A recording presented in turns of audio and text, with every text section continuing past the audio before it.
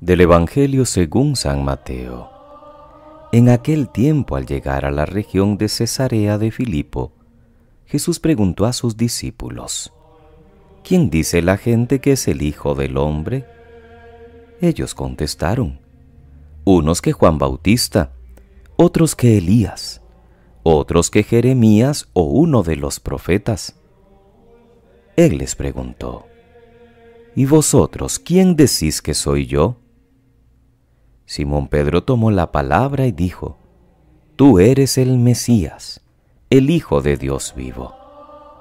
Jesús le respondió: Dichoso tú, Simón, hijo de Jonás, porque eso no te lo ha revelado nadie de carne y hueso, sino mi Padre que está en el cielo. Ahora te digo yo: tú eres Pedro, y sobre esta piedra edificaré mi iglesia, y el poder del infierno no la derrotará. Te daré las llaves del reino de los cielos. Lo que ates en la tierra quedará atado en el cielo, y lo que desates en la tierra quedará desatado en el cielo. Palabra del Señor. Gloria a ti, Señor Jesús. Es jueves 22 de febrero, queridos hermanos. Celebramos hoy la cátedra de San Pedro, una fiesta que centra su atención en la misión específica que recibió Pedro en la iglesia. Jesús se lo fue diciendo con diversas comparaciones e imágenes. Tú eres piedra, sobre esta piedra edificaré mi iglesia, te daré la llave del reino de los cielos, te haré pescador de hombres, confirma en la fe a tus hermanos, apacienta mis ovejas. La cátedra es la silla del maestro, es la sede presidencial del obispo en una diócesis. Por eso su iglesia central se llama catedral, pues es la que contiene la cátedra del pastor supremo de la comunidad, símbolo de su autoridad y de su misión como maestro, liturgo y pastor de la diócesis. Sin especificar dónde fue pastor San Pedro, más bien resaltando la misión que recibe de Cristo, ya en el siglo IV, en el calendario más antiguo que se conserva, el del año 354, aparece esta fiesta de la cátedra de Pedro. Y las lecturas de este día, por supuesto que no tienen el clima penitencial de la Cuaresma que estamos apenas iniciando, sino que son propias de esta fiesta. La primera carta de Pedro, en el capítulo 5, ya desde el título atribuido a Pedro, nos presenta al apóstol como presbítero en y para la comunidad, testigo de los sufrimientos de Cristo y partícipe futuro de su gloria. Esta es una muy buena carta de presentación, pero además el apóstol exhorta a los responsables de la comunidad a que sean buenos pastores, no usando la fuerza, ni siendo ávidos de ganancia, ni siendo déspotas. Es bueno leer esta página en la fiesta de San Pedro como primer pastor de la iglesia, quien tuvo que realizar todo un proceso de conversión y de cambio de mentalidad, desde un seguimiento interesado hasta una fe más gratuita y generosa, desde una cobardía vergonzosa en el momento de la pasión de Jesús hasta el supremo testimonio de su martirio en Roma. Toda su vida y por tanto también su misión, simbolizada por esta cátedra, es vista desde la perspectiva de Cristo, no lo podemos olvidar. En el Evangelio de Mateo capítulo 16, versículos del 13 al 19, aparece claramente que la misión de Pedro no fue debida a una decisión suya, ni de la comunidad, sino a voluntad de Cristo. Pedro responde con decisión: Tú eres el Mesías, el Hijo de Dios vivo, y merece la alabanza de Cristo y la promesa de la piedra sobre la que piensa edificar su comunidad, la promesa de las llaves que le concederá en la nueva iglesia que va a fundar. Esa es la misión que recibe, ser roca fundamental de la comunidad y la responsabilidad de abrir y cerrar, de atar y desatar, aunque el fundamento ciertamente de la iglesia es Cristo mismo, y es Él quien de verdad abre y cierra y salva a todos.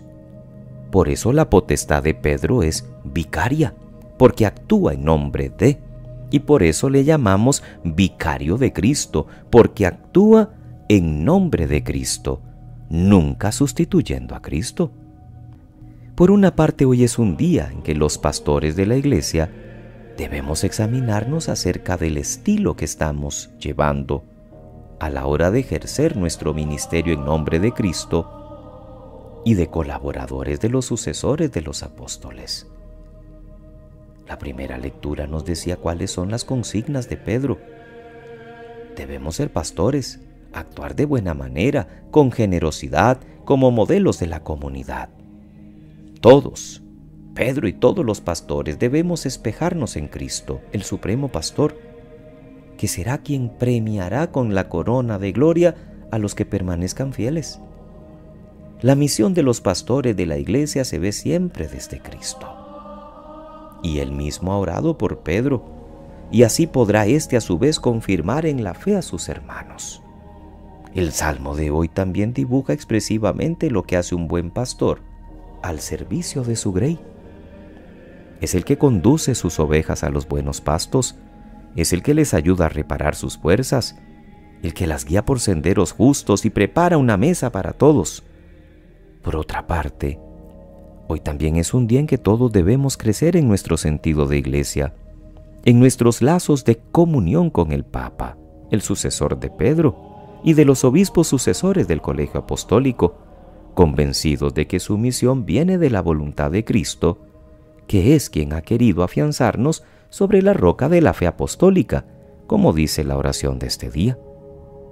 Estar unidos al Papa y al propio obispo significa orar por ellos, sobre todo cuando los nombramos en la plegaria eucarística. Seguir con interés y sinceridad sus orientaciones doctrinales o prácticas, aceptar su presencia y su magisterio, no solo cuando nos gusta o cuando sigue nuestra línea, sino también cuando por su cargo ejercen el ministerio profético en direcciones que tal vez no sean de nuestro gusto. Pertenecemos a una iglesia apostólica, basada en los cimientos de Pedro y sus sucesores, aunque la piedra angular y fundamental sea Cristo mismo. No olvidemos que siempre celebramos la Eucaristía en comunión con el Papa y los obispos. En el Papa en concreto está el centro de la unidad y la coordinación de la comunión entre todas las comunidades cristianas, porque él preside en la caridad a toda la Iglesia de Cristo como sucesor de Pedro. Por eso seamos obedientes a lo que tantas veces hemos escuchado salir del Papa Francisco.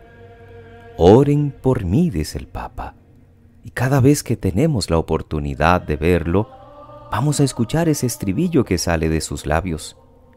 No es fácil para el sucesor de Pedro guiar la Iglesia de Cristo.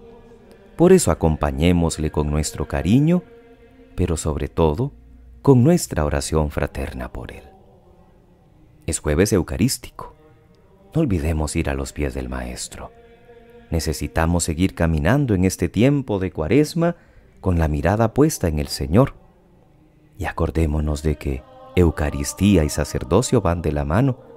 Por eso oremos por nuestros sacerdotes y especialmente hoy por el Papa Francisco y aquellos que él ha llamado a colaborar más de cerca en el gobierno de la Iglesia de Cristo. Que pasen muy feliz día.